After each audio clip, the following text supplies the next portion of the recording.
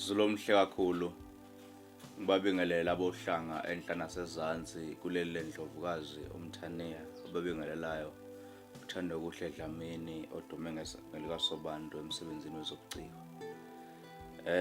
Namhla ke sibungaza inyanga yamagugu. Namhla sibheka ubuyimina bomAfrika nalokho kuyingqikithi yabohlanga ngalolu suku olubizwa ngeHeritage Day, okusuku lokubungaza amagugu abohlanga, okusuku oluqanjwe ngesikhathi la akwakhothama khona uDlungwane uMbelebele, uDlungwane kaNdaba Ngonyama uShaka. Lwasekelwe usuku abelungu base beliqamba bethi Shaka's Day emva kokuhamba kwesikhathi ezulu omhle kakhulu. Lwase lubuye lwashintshwa lubizwa ngeHeritage Day sesingena esikhathini sentando yabantu. Usuku la khona ke abohlanga enhla nasezansi abasuke bevunule khona, abusuku la khona abasuke bekhumbuzana khona ukuthi bangobani, bavelaphi futhi baqhamukaphi.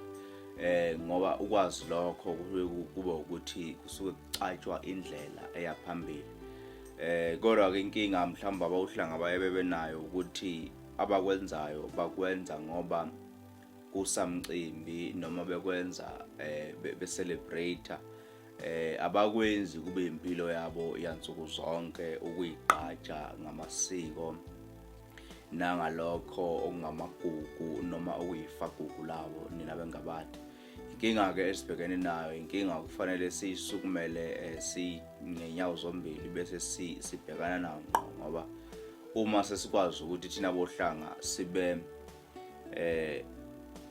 organize ngamanye amazwi sihlangane sakhuhla kolodwa oluzoma lulwele lezi zinto noma lube uhlaka oluzolungisa lezi zinto eziyingqikithi yomAfrika, sizobe ke sesikwazi ukuthi siye phambili futhi sibe isizwe esithuthukayo. Ngifuna ukuthanda nenabohlanga ukuthi ngithathe inkondlo esihloko sithi kule ngabadi engenalutho. Wavunguza ke nalomoya osuka kude kude kwelamashayino, lahlela zamazama izwekazi lakithi, phela lesi sishingishane sizoshiya kukhalwa esikhulu isililo esinganqamukiyo kumapeketwane engabadini yezinsizi nezinhlupheko.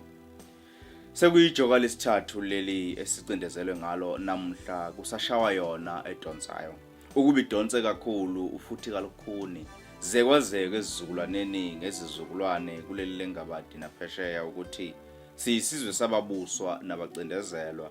Donsani zinkabi zengabadi yokucindezelwa, wozani siye kule ngabadi okwangenala namhla siwugwadule olingenampilo. Sifike khona sikhale isililo ngezinsizi ezilethwa imikhuhlane engaziwa ngokududulana kwezindlovu ezinkulu, utshani buyasha sithuka siphakathi kwembokodo netshe. Sizigqila zokudungeka kwengqondo yadungwa kuhabula amanzi anezibhidi ede sadutshulwa yimbo futhi okwale ngabadi yezifo nokudideka. Namhla singomata lapho isizulwane sabacindezeli sisulela khona izinyawo, sizimala sizokukhulekwa ngamaketango, qede zikhonkotha abakwabo sezithi bangamaqaba lokhu besile emuva babambelele enhlalweni yayizolo yoyise amasiko nefagugu lase-Afrika. Awu kodwa ngengabadi yomdumakhanda yafika kabike nale mkhuhlane, yafika sisabhibhi isilonda sazigoja amanxeba nemhuzu wesandla sensimbi. Abohlanga beswele ngisho iyambazi lokuphunga umphangazane. Yafika kabe abohlanga besahlele emkhukhwini yite elingaziwa leli social distancing elingeke lisasebenza kulesi sizinda lapho izindimbane zabakwethu zihleli khona engabadini engenalutho engenazo nezindlu. Yafika kabike impela lemkhuhlane sengenamali yokuthenga izisifo nezimfonyo. Omama besaqongelela ngokudayisa ngenhloko, yasho yaqeda konke lokho lemkhuhlane. Yafika kabike osomatekisi besakhokhela imoto abasithenga izolo, yabhilida inkemane. Yafika kabi mntana umuntu sekwamantikuletsheni indodana esizofika kumaliyethe enyuvesi kule ngabadi engenalutho yokuqongobezela nokuhlanganisa. Isihambele ngesikhathi esibi lapho sisakhonza uThixo bezizwe abangezwa abangaboni. Inkolo yase-Afrika siyibukela phansi okwamazwane, indodana yesintu inzalo kantu uyise kaMnguni ingakabuyi izosikhanyisela ngokusazokwenzeka. Sisadukuza usweni nezimpande zethu singaziqondi, sisaveteza nesilungu nasekhaya. Abantu akwethu bengasazi nosawubona.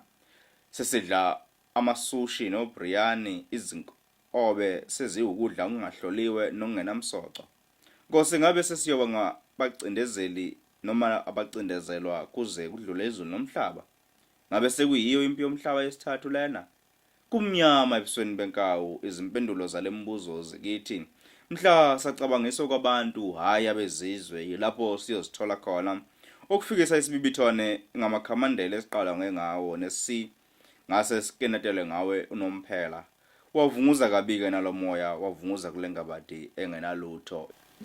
Abohlanga angisithokoze kakhulu ukuba bethamele lesi siqeshana la khona ebesithi asinyakazise isisekelo bese sithi mhlawumbe lokhu kuwukuzwa amanzi ngobhoko ninabohlanga kulesi siziba sizwe ukuthi sijule kangakanani ukuze sazi ukuthi mase singena sibhukuda kuso kuzobhukudeka yini kuso kuyeka phambili mhlawumbe lo msebenzi baye ngokuya bewuthamela abohlanga nezinkulumo esizodana esiziphonza nina bengabadi. Lo msebenzi nale nkulumo ezotholakala lapha ya inkundleni zokuxhumana ekhasini lika Facebook Konjani Media Productions, itholakala ku YouTube nakhona Konjani Media Productions, ngawonto izotholakala ke nako TikTok nakhona izobe khona mawubheka iNkonjani Media Production ubheka ke neSpectrum Media mhlawumbe nakhona izobe itholakala emakhasini aso nina bohlanga.